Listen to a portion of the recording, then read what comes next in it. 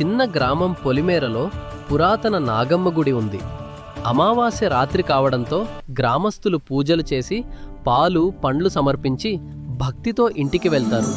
గుడి గంటల నాదం ఆకాశంలో మారుమోగుతుంది. రాత్రి నిశ్శబ్దంలో ముగ్గురు దొంగలు గుడిలోకి దొంగతనంగా ప్రవేశిస్తారు.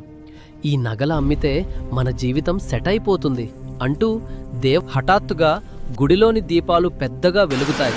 ఒక సాధారణ స్త్రీ రూపంలో నాగదేవత ప్రత్యక్షమవుతుంది.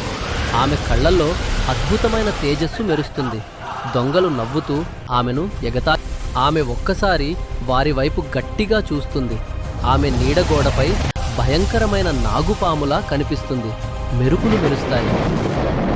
మరుసటి రోజు దొంగలు గుడిమెట్లపై స్పృహ లేకుండా పడి ఉంటారు.